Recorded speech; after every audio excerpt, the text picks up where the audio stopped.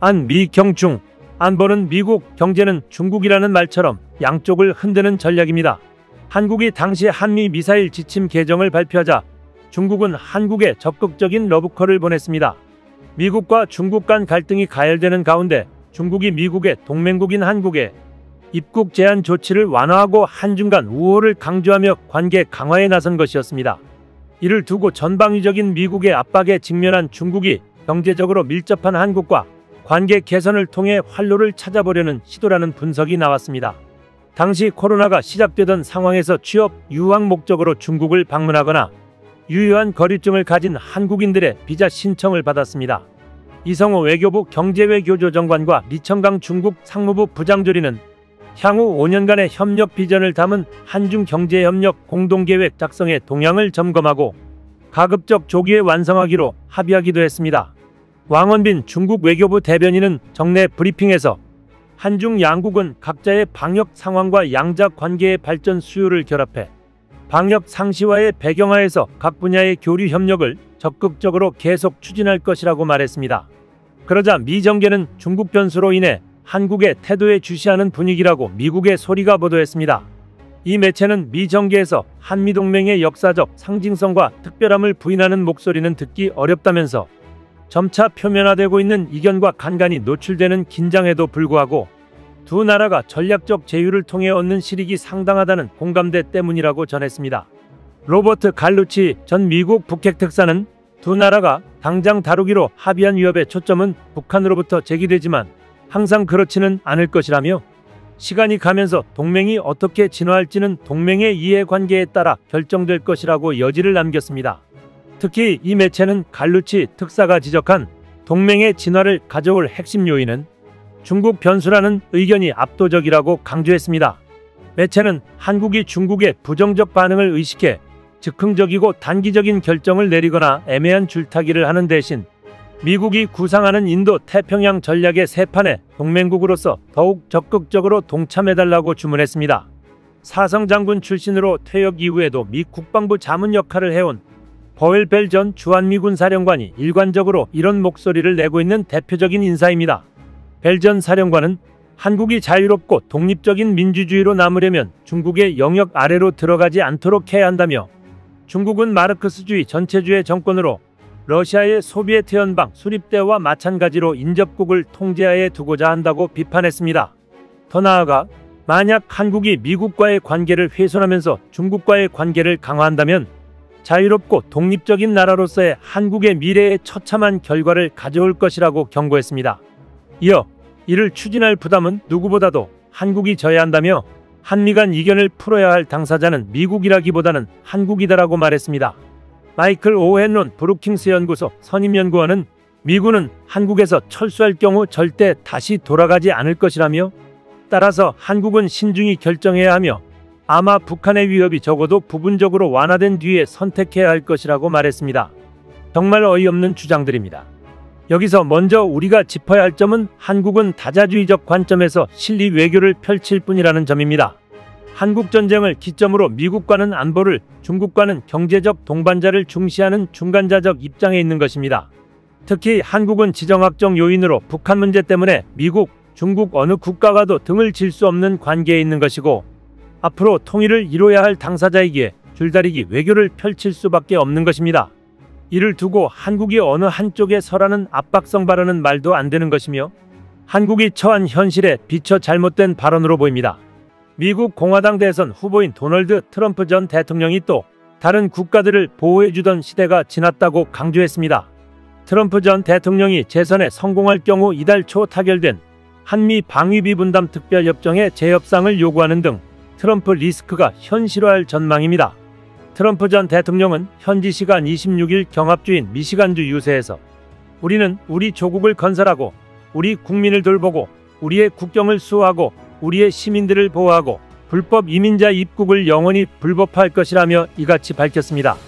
동맹국과의 안보와 경제적 연대에 초점을 맞춘 현 바이든 행정부와 차별화하는 미국 우선주의를 택할 의지를 재확인한 것입니다.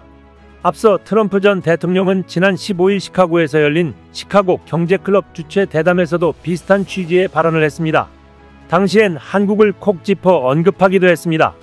트럼프는 당시 한국을 머니머신 부유한 나라로 지칭하면서 자신이 재임하면 주한미군 방위비 분담금으로 연간 100억 달러 약 13조 원을 받을 것이라고 말했습니다. 11월 미 대선을 앞두고 한미는 이달 초 2026년 방위비 분담금을 전년도 대비 8.3% 인상한 1조 5,192억 원으로 정한 바 있습니다. 2030년까지 매년 분담금을 올릴 때 소비자물 가지 수준가율을 반영키로 하는 등 일찌감치 제12차 SMA 협상을 타결했습니다. 그러나 트럼프가 연일 이를 뒤집겠다는 취지의 발언을 하는 만큼 그가 당선되면 한미 양국의 SMA의 재협상이 불가피할 것이란 관측이 제기됩니다. 트럼프는 2019년 대통령 재임 당시에도 한국의 분담금 수준으로 적어도 빌리언 10억 달러를 제시해 파장을 일으켰습니다. 이날 그가 말한 100억 달러는 당시 제안한 금액의 10배입니다. 한국을 돈 찍는 기계로 표현한 것처럼 부르는 게 값인 모양입니다. 다만 트럼프는 자신이 언급한 100억 달러가 어떤 계산을 통해 나온 수치인지에 대해선 구체적으로 밝히지 않았습니다. 사실 분담금 증가에 대한 합리적 설명도 없습니다. 한미 주둔군 지휘협정에 따르면 애초 주한미군의 주둔 비용은 미국의 몫입니다. 우리는 시설과 구역을 제공할 의무를 질 뿐이기에 그렇습니다. 그러나 미국은 1991년부터 주둔비 지원을 요구했고 이것이 방위비 분담금이라는 표현으로 분식돼 국민의 부담이 되어 왔습니다. 더구나 총액의 규모나 매년 몇 %를 올린다는 합의에는 아무런 근거가 없습니다. 어디에 쓰는지도 모르고 우리는 뭉칫돈을 미국에 넘기고 미국은 자기 마음대로 씁니다. 미국이 한국으로부터 받은 돈으로 1조 7천억 원을 쌓아놓고 이자놀이를 하고 있다는 보도나 한국과 무관한 해외 미군의 자산 정비에 쓰고 있다는 지적이 나온 이유입니다. 그럼에도 트럼프는 지난 4월 말 인터뷰에서도 그들은 우리의 조선산업, 컴퓨터 산업 등 많은 다른 산업을 가져갔다면서 그들은 돈을 많이 벌었고 그들은 그들의 군을 위해 돈을 낼 수 있다고 말하는 등 주한미군 주둔에 대해 한국이 더 부담해야 한다고 주장했습니다. 한국이 다른 산업에서 돈을 많이 벌었다고 방위비를 더 부담해야 한다는 논리는 무슨 논리일까요? 트럼프가 바이든 해리스 정부의 대외 정책에 대해 강도 높게 비판해왔던 만큼 바이든 정부 내에서 타결된 이번 협상이 미흡하다고 비판할 가능성도 완전히 배제하기 어렵다는 관측이 나옵니다. 나아가 트럼프 전 대통령은 이 과정에서 자신이 재집권할 경우 SMA에 대해 재협상을 하겠다고 언급할 수도 있습니다. 트럼프는 한국을 압박하기 위한 수단으로 주한미군 철수를 거론할 것으로 예상됩니다. 그렇다면 과연 주한미군 철수를 과감하게 진행할 수 있을까요? 트럼프가 재선에 성공하면 한미 관계에 갈등이 생길 수 있다는 우려가 있는 가운데 그의 지지자를 포함한 일반 미국인은 한국과의 동맹을 지지한다는 여론조사 결과가 나왔습니다. 워싱턴 DC의 싱크탱크인 한미경제연구소가 현지 시간 10일 공개한 한반도에 대한 미국인의 태도 조사 결과에 따르면 한미동맹이 미국의 국가안보 이익에 도움되느냐는 질문에 68%가 동의했습니다. 2020년 조사의 65%와 비교하면 소폭 늘었습니다. 응답자가 지지하는 대선 후보별로 보면 트럼프 전 대통령 지지자의 68%와 카멀라 해리스 부통령 지지자의 77%가 한미동맹이 국가안보 이익에 도움된다고 답했습니다.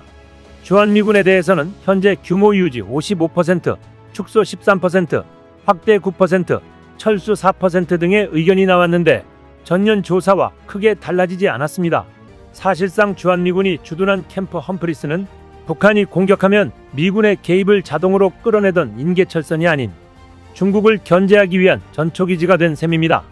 그 가치는 헤아릴 수 없을 만큼 높습니다. 경제적으로 주한미군을 미국 본토에 주둔시키면 한국에 주둔시키는 것보다 비용 부담이 훨씬 커지기 때문입니다. 지정학적으로도 군사적 요충지입니다. 중국의 베이징과 상하이 등 동부 해안의 요충 지역이 타격권에 들어가고 러시아 블라디보스토크 역시 사정권 안에 들어갑니다. 군사작전적 측면에서 주한미군이 철수하면 주일미군까지도 철수할 가능성이 커집니다. 그렇게 되면 미국은 하와이와 괌을 비롯한 미국 영토가 최전방이 되는 것입니다. 게다가 미 본토의 국민이 희생당하는 리스크까지 떠안아야 하는 상황입니다. 트럼프가 말한 공정한 분담금이란 말은 맞지 않아 보입니다. 사업가 출신이라 이를 모를 리 없는 트럼프는 일기 집권 시절에도 비로는 한국에 필요한 것을 해주려는 움직임을 보인 바 있습니다. 그 결과물 중 하나는 미사일 사거리 해제였습니다. 당시 마셜 빌링슬리 미국 국무부 군비통제 대통령 특사는 한국을 찾아 중국의 핵미사일 증강에 대한 대응을 논의했습니다. 빌링슬리 특사는 방한 목적에 대해 동맹인 한국과 중국의 신속하고 아주 위험한 핵무기 및 탄도 재래식 미사일 증강 상황을 논의하기 위한 것이라고 말했습니다. 그는 이러한 위협은 한국과 미국 다른 동맹 영내 국가뿐만이 아니라 국제적 안정성에 대한 것이라고 설명했습니다. 그러면서 우리는 구체적으로 논의할 것이고 중국의 프로그램들과 관련해 우리의 동맹 한국과 공유할 추가적 첩보를 가져갈 것이라며 우리는 긴밀한 군사동맹으로서 이런 점증하는 위협에 대응해 어떤 일을 해야 할지 논의할 것이라고 강조했습니다. 빌링슬리 특사는 또 안정을 해치는 행위를 다루기 위한 협상 테이블에 중국이 나올 수 있도록 해야 한다고 부연했습니다. 그는 중국이 중거리 핵전력 조약의 구애를 받지 않고 모든 종류의 중거리 탄도 순항 미사일을 개발해왔다면서 2009년 0.5km도 안 됐던 중국 열병식의 미사일 시스템이 10년 뒤인 2019년엔 10배가 됐고 10년 뒤에는 더 늘어날 것이라고 설명했습니다. 미국은 러시아의 위반 행위를 문제 삼아 지난해 INF에서 탈퇴했으며 이후 중국까지 참여하는 3자 군축협상을 추진해왔으나 중국이 거부해왔습니다. 빌링슬리 특사는 미국과 동맹은 미사일 시스템에 대응할 폭넓은 방어 능력을 필요로 할 것이고 미사일 방어 능력의 증진이 이에 포함될 것이라면서 우리는 이런 능력을 개발하고 있고 조약을 탈퇴한 뒤 개발을 시작했다고 전했습니다.